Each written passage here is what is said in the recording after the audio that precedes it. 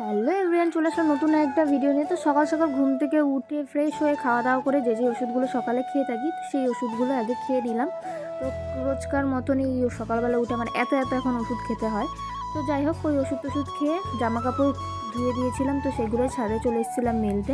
তো তার কিছুক্ষণ পর দুপুরবেলা হালকা পাতলা একটু খাওয়া দাওয়া করে আমি আর বোন চলে গেছিলাম বাচ্চাদের বাড়ি, বাচ্চা আর বেহানার সাথে দেখা করতে। তো বাচ্চার শরীরটা খুব একটা ভালো ছিল না, মনটাও ভালো ছিল না।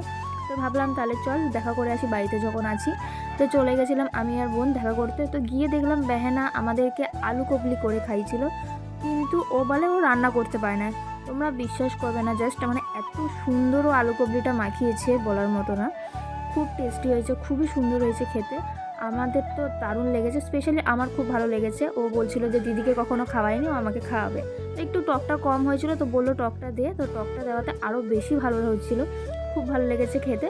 তো খাওয়া দাওয়া করে আড্ডা ইয়ার্কি মেরে বাড়ি চলে এসেছিলাম। আর বাড়ি আসার সময় ওষুধ কিনে নিয়ে এসেছিলাম, আমার কিছু শেষ হয়ে গেছিলো ওষুধ।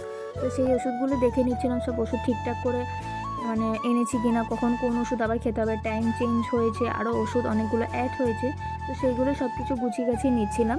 তো নিয়ে নেওয়ার পর ওষুধ, রাতে যেই ওষুধগুলো খাই সেই ওষুধগুলো খেয়ে নিলাম। খাওয়া দাওয়া করে ঘুমিয়ে পড়েছিলাম, বাট কিছুক্ষণ ঘুমিয়েছি। ঘুমিয়ে পড়ার পর আবার ঘুম ভেঙে গেছিলো, জানি না কেন। তারপরে ঘুম আসছিল না, তো তারপরে কি করব আর, তো কিছুক্ষণ ফোন দেখলাম, ফোন দেখে তারপরে ঘুমিয়ে পড়েছিলাম। আর হ্যাঁ, তোমাদের ওখানে কীরকম গরম পড়েছে সেটা কিন্তু কমেন্টে অবশ্যই বলবে। আমাদের এখানে খুব গরম একটা পড়েছে, কিন্তু কম্বল গায়ে দিলে গরম লাগছে, ফ্যান চালালে ঠান্ডা লাগছে। তো ফ্যান চালিয়ে কম্বল গায়ে দিয়ে ঘুমানো ফিলিংসটা তো জাস্ট অন্য রকম। তো ওভাবেই কালকে রাতে ঘুমিয়েছিলাম। তো যাই হোক, তাহলে আজকের জন্য ভিডিওটা এতটুকু। নেক্সট অন্য একটা ভিডিওতে আবার দেখা হচ্ছে।